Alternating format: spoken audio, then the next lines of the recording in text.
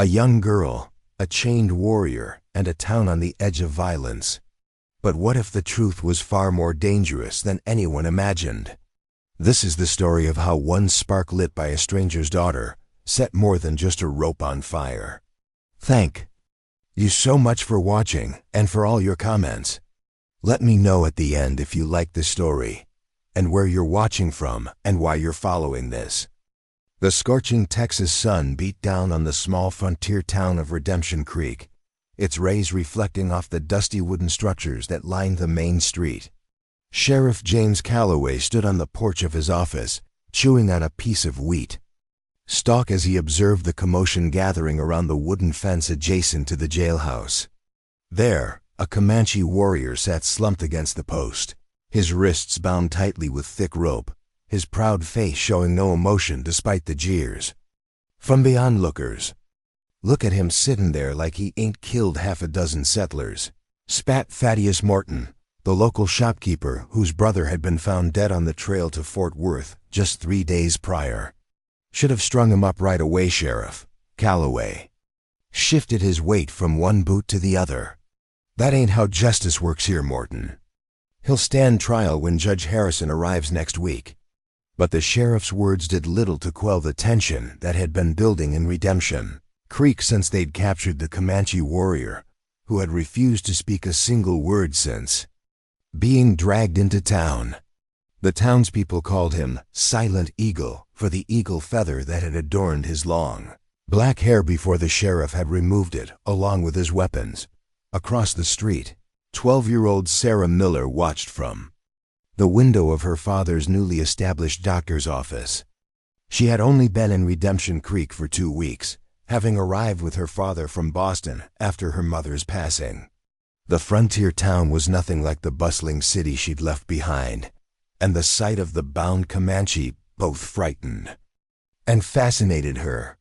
"Sarah, come away from that window," Dr. Miller called from his examining room. "I need you to organize these medicine bottles." "But Father, why is that Indian tied to the fence?"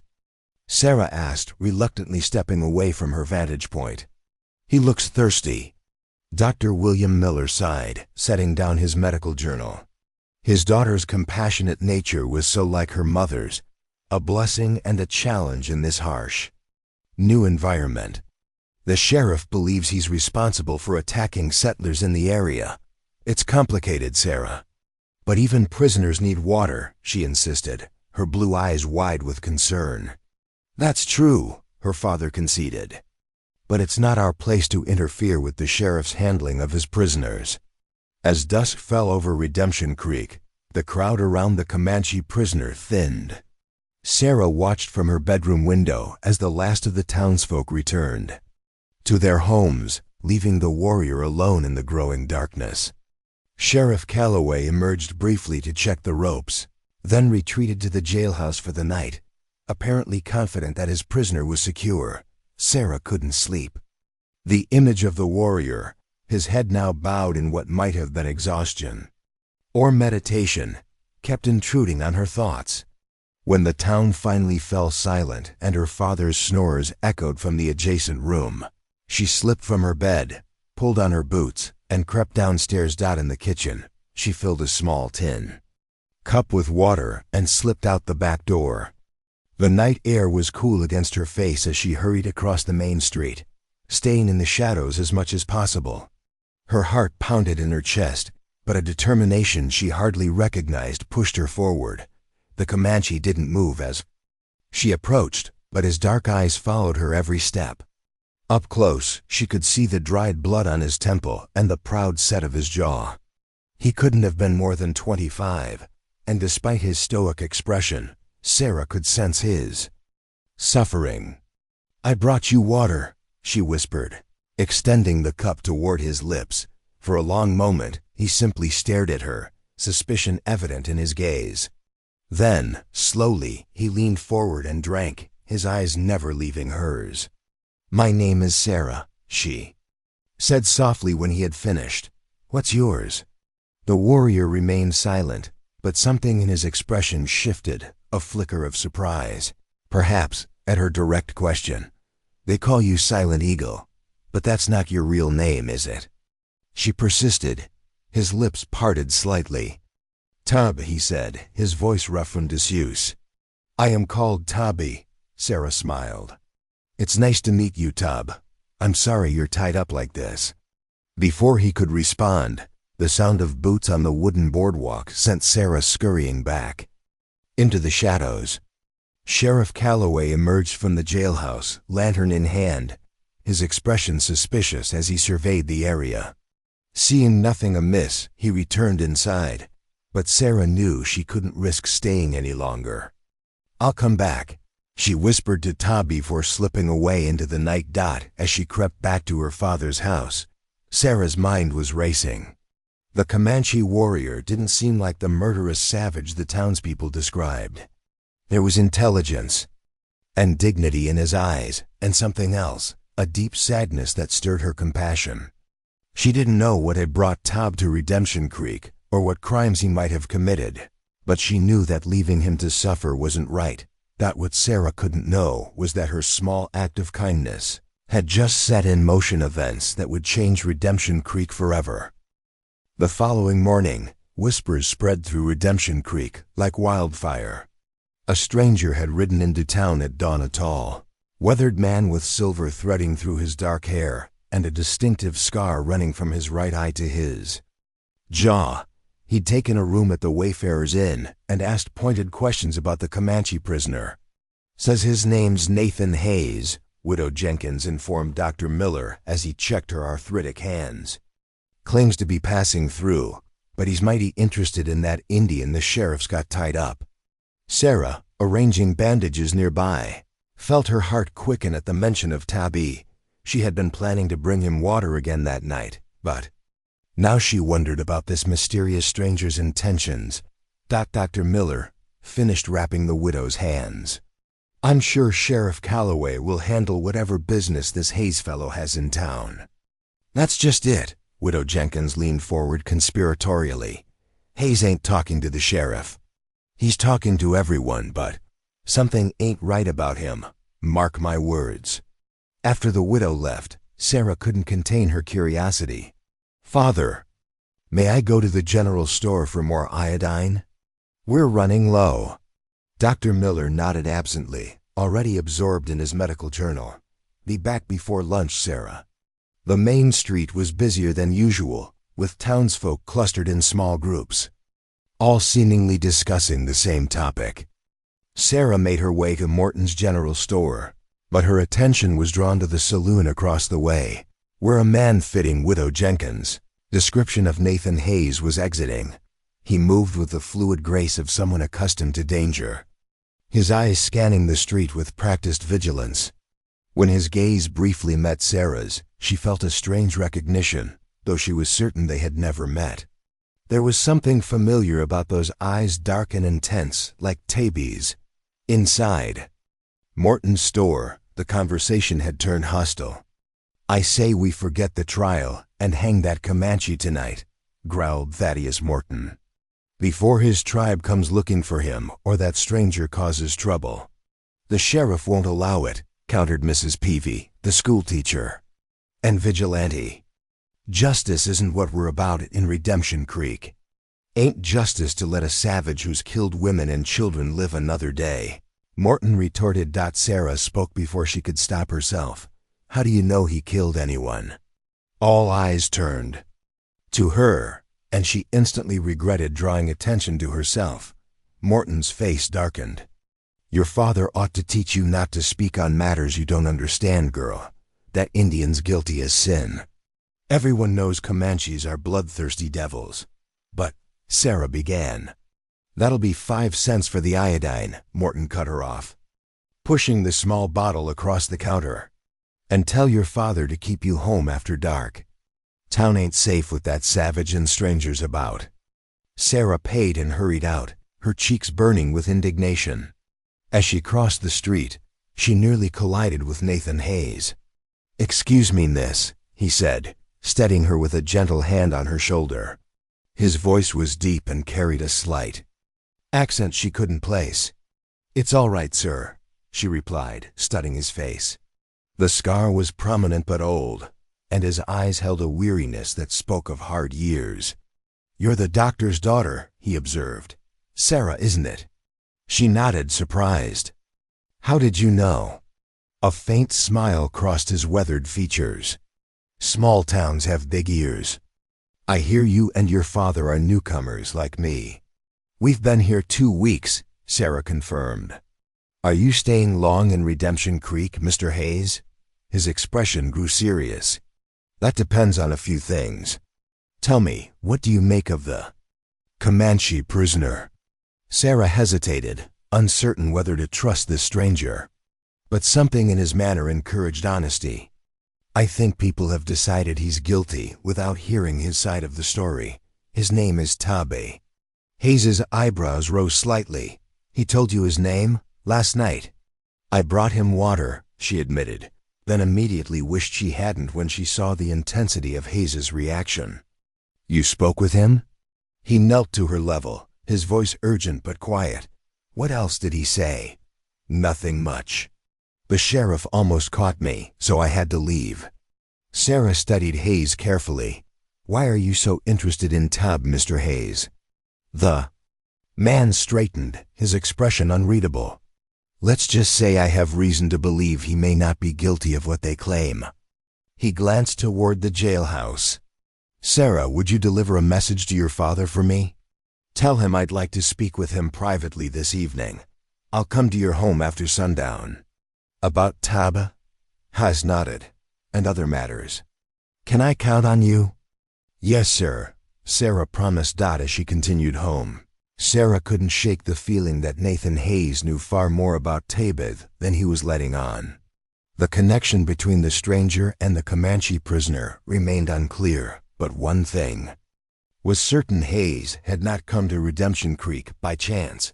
That afternoon, the atmosphere in town grew increasingly tense. Sheriff Calloway posted a deputy at the fence where Tabe was bound, and more men than usual carried rifles openly as they went about their business. When Sarah delivered Hayes's message to her father, Dr. Miller frowned. Did this man say what he wanted to discuss? "Something about Tabe the Comanche prisoner," Sarah explained. "I think he believes Tabe might be innocent." Her father's frown deepened. "This town is a powder keg right now, Sarah. I don't want you getting involved in matters that could turn dangerous." "But what if Tabe didn't do anything wrong?" "There. Not even giving him food or enough water." Sarah protested. Dr. Miller sighed, recognizing the stubborn set of his daughter's jaw so like her mother when she'd made up her mind about a moral issue. "I'll meet with Mr. Hayes," he conceded. "But you must promise to stay away from the prisoner. The situation is more complicated than you understand." Sarah reluctantly agreed, though she had no intention of abandoning Tabe. As dusk approached, she watched from her window as the town prepared for night, her mind working on a plan to help the Comanche warrior survive until whatever Nathan Hayes had in mind could unfold. What she didn't know was that Hayes wasn't the only one with plans for the coming night, plans that would put them all in terrible danger. The old grandfather clock in the Miller's parlor had just struck 9 when a soft knock came at the back door. Dr. Miller, who had been pacing nervously since dinner, exchanged a glance with Sarah before moving to answer it. Nathan Hayes slipped inside, removing his wide-brimmed hat to reveal his silver-streaked hair. "Thank you for agreeing to meet me, Doctor," Hayes said, his voice low. "I apologize for the secrecy, but what I have to tell you cannot be overheard." Dr. Miller gestured to a chair at the kitchen table. "My daughter says you have concerns about the Comanche prisoner." Hayes sat, placing his hat on the table beside him. "More than concerns. I have knowledge." He looked at Sarah, who hovered nearby. "What I'm about to say puts you both at risk simply by hearing it. Are you certain you want her present?" "Sarah has already involved herself by speaking to the prisoner," Dr. Miller said, with a pointed look at his daughter. "And she has her mother's stubbornness. She'll find a way to hear the truth regardless." Hayes nodded slowly. "Very well." He leaned forward, his scarred face grave. The man they're calling Silent Eagle Taub is innocent of the attacks on the settlers. In fact, he was attempting to prevent them. Sarah's eyes widened. I knew it. He doesn't seem like a killer. And how would you recognize a killer, young lady? Hayes asked, not unkindly. I just felt it, she admitted, in his eyes. Hayes's expression softened. Your instincts serve you well. Tav is actually a peace chief among his people. He's been trying to negotiate with the army to end the bloodshed between settlers and the Comanche. Then why is he being held for murder? Dr. Miller asked skeptically. Hayes sighed. Because there's a faction within the army that doesn't want peace. Captain Elliott at Fort Worth has been profiting from the conflict, stealing Comanche horses, selling them in Mexico, and blaming the missing livestock on raids. When settlers are killed in retaliation, he uses it to justify harsher measures against the tribes. That's terrible, Sarah whispered. How do you know all this? Dr. Miller pressed. Hayes hesitated, then reached inside his vest and withdrew. Folded document.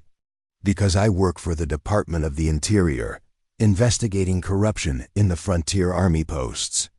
My real name is Marshal Nathan Hayes.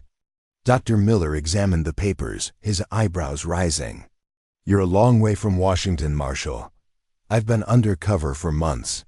Taub has been my informant, helping me gather evidence against Elliott and his men. Hayes's face darkened.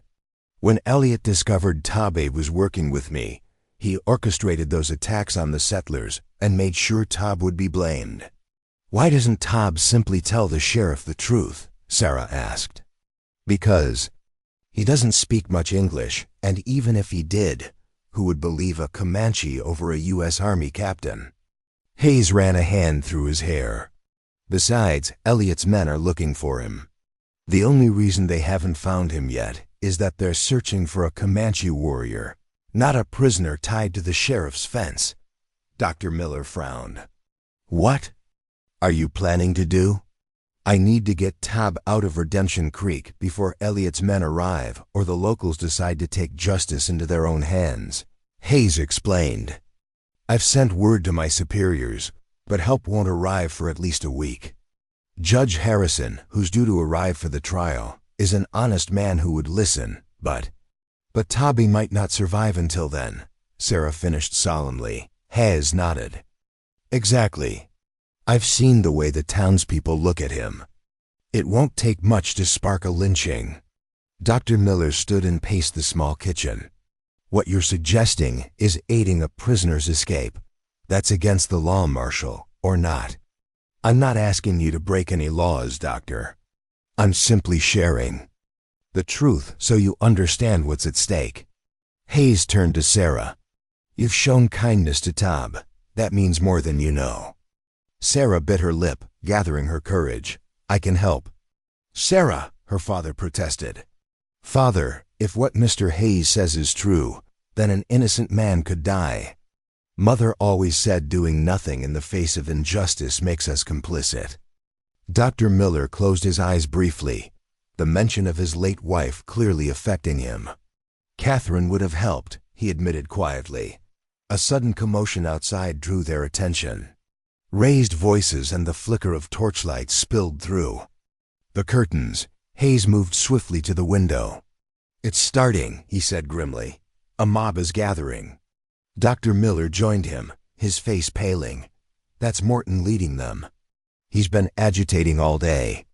Through the gap in the curtains, Sarah could see at least a dozen men, several carrying torches, moving purposefully toward the jailhouse.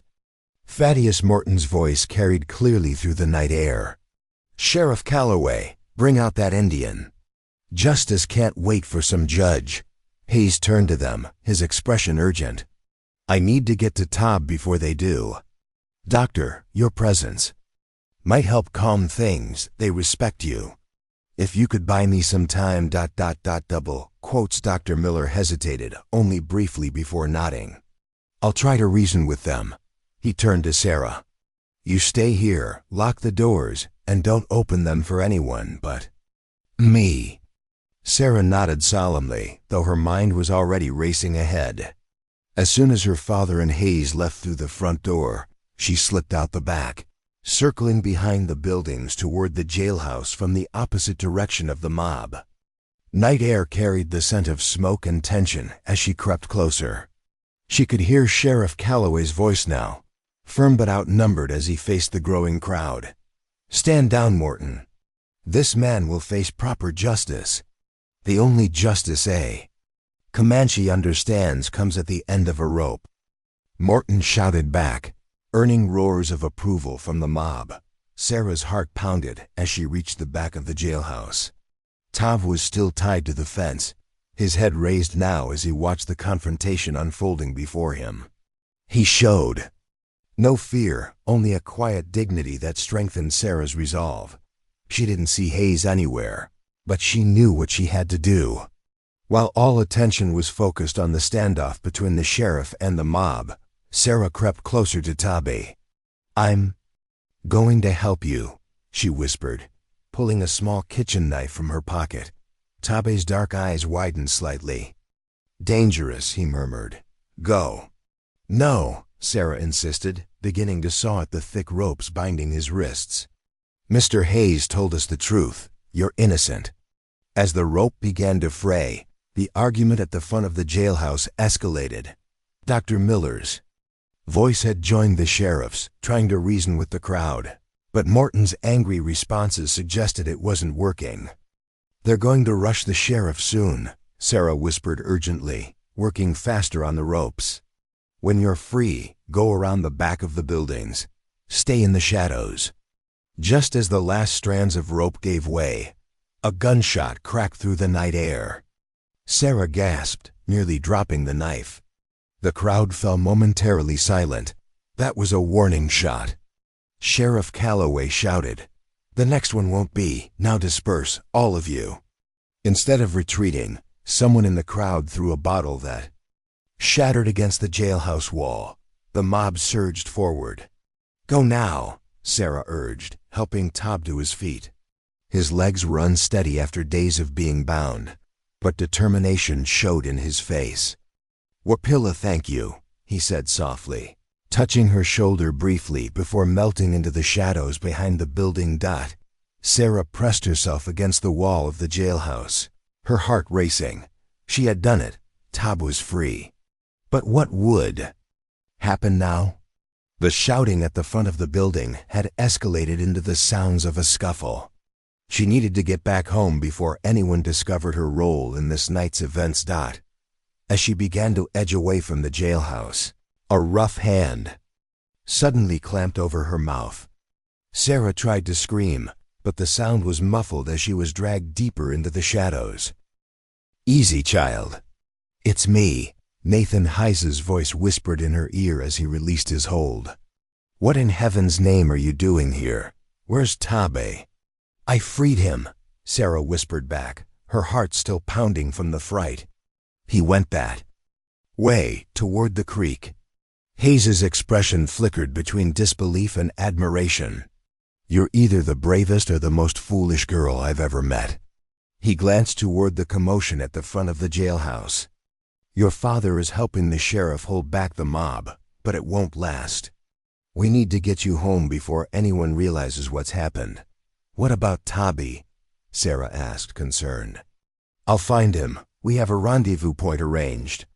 Hayes guided her through the shadows behind the buildings. "Stay low and keep quiet." They had almost reached the back of the doctor's house when a shout went up from the direction of the jailhouse. "The Indian's gone. Search the town." Hayes cursed under his breath. "They've discovered he's missing sooner than I hoped." He crouched beside Sarah behind a water barrel. "Listen carefully. Go inside, get in bed, and pretend to be asleep. If anyone asks, you've been home all night. What about you and Tabe? Don't worry about us. Your father was right. You've done enough already." His scarred face softened. "More than enough. Now go." Sarah reluctantly obeyed, slipping through the back door and up to her room. From her window, she could see men with torches spreading throughout the town, searching for the escaped prisoner. She climbed into bed fully clothed, pulling the covers up to her chin just as the front door banged open. "Sarah!" Her father called, his voice tight with worry. "In here, father," she answered, trying to sound sleepy. Dr. Miller appeared in her doorway, his face etched with relief when he saw her. "Thank God, there's trouble in town. The Comanche escaped somehow." Sarah widened her eyes in feigned surprise. "How? Someone cut his ropes." Dr. Miller studied her face suspiciously. "You haven't left the house, have you?" "No, father," she lied, hating the deception but knowing it was necessary. "I've been here since you left." He seemed to accept this, though not entirely convinced. "Stay inside.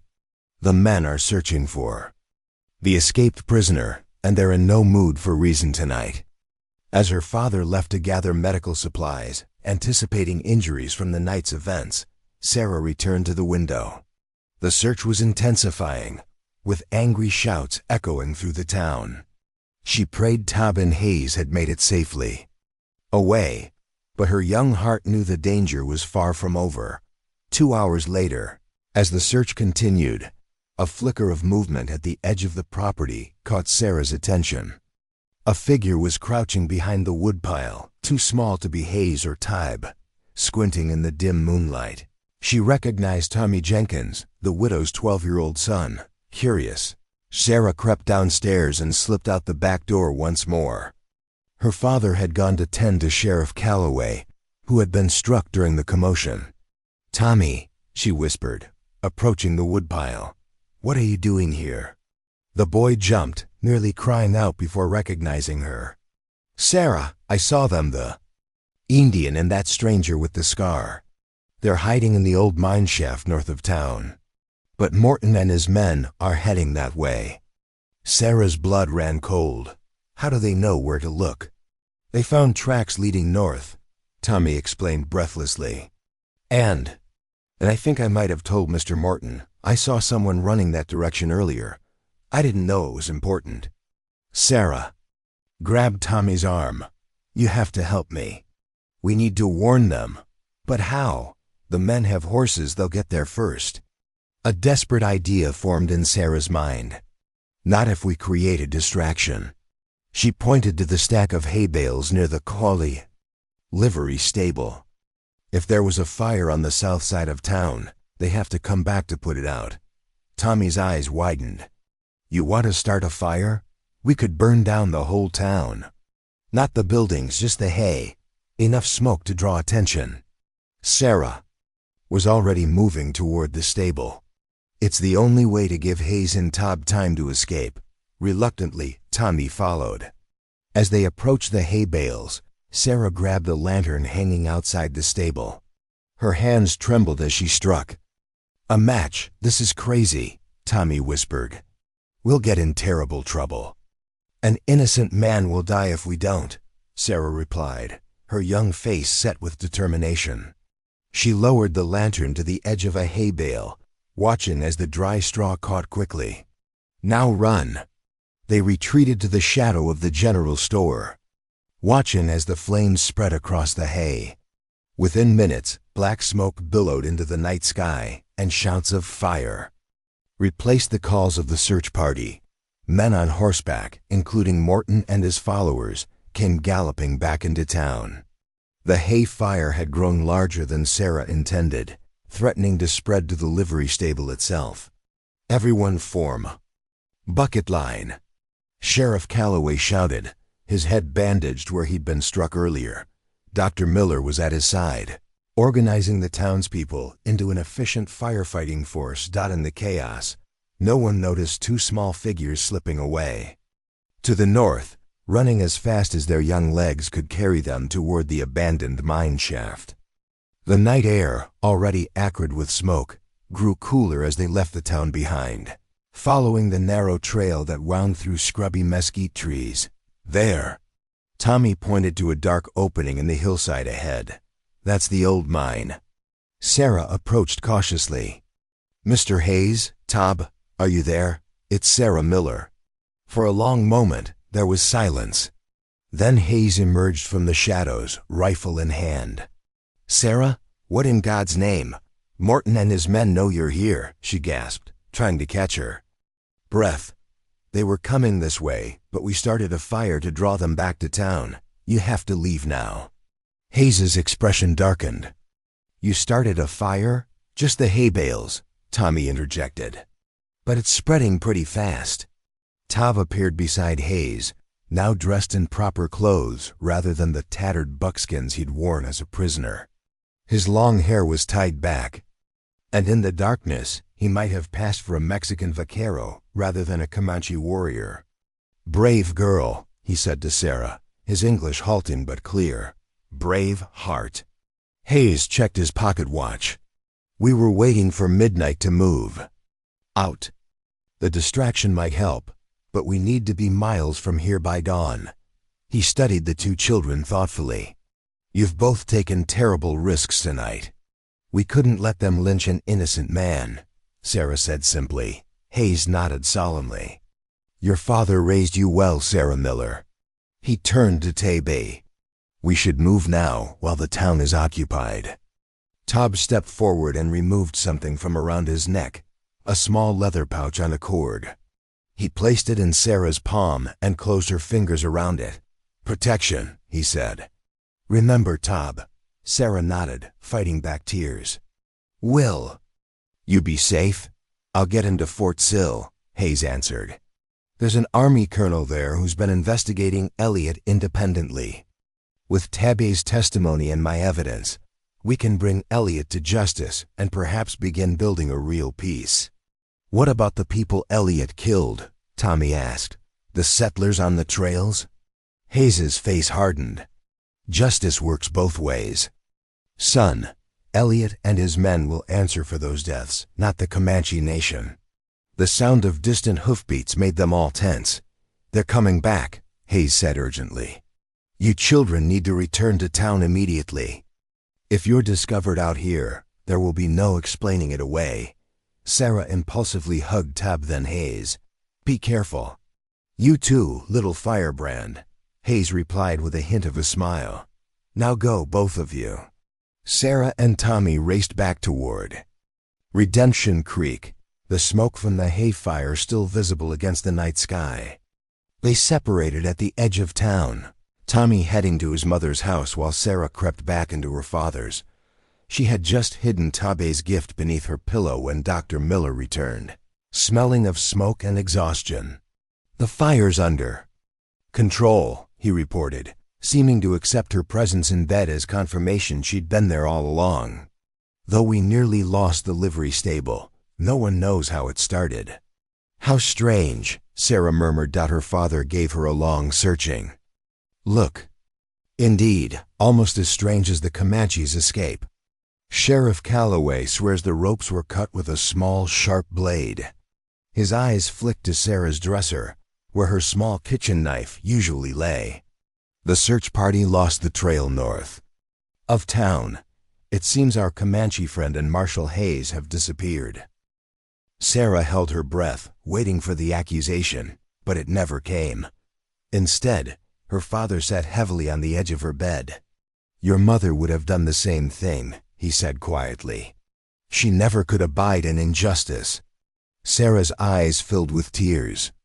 "Are you angry with me?" Dr. Miller sighed deeply. "I should be. You put yourself in terrible danger tonight." He took her small hand in his, "But I find I'm mostly proud. It takes courage to stand up for what's right, especially when everyone around you is convinced otherwise." "Will Tab and Mr. Hayes be all right?" she asked. "I expect so.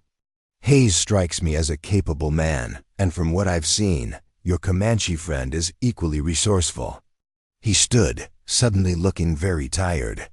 "The truth has a way of coming to light eventually. Perhaps someday, Redemption Creek will learn what really happened here." As her father left the room, Sarah pulled Tabe's gift from beneath her pillow. In the faint moonlight streaming through her window, she opened the small leather pouch. Inside was a perfectly shaped arrowhead fashioned from flint, wrapped in sinew with a single eagle feather, the one the sheriff had taken from him. Sarah smiled, knowing that somewhere in the darkness, Tab was riding to freedom, carrying with him the story of a girl who had set fire to more than just hay bales. She had ignited the spark of justice in a town that had forgotten what the word truly meant. In the years that followed, the legend of the Comanche prisoner and the mysterious fire would become part of Redemption Creek's folklore. But only Sarah Miller would know the full truth, that sometimes the smallest hands could untie the knots of hatred and fear, setting free not just a wrongfully accused warrior, but the conscience of a frontier town struggling to find its moral compass in a world where justice and mercy too rarely walked hand in hand.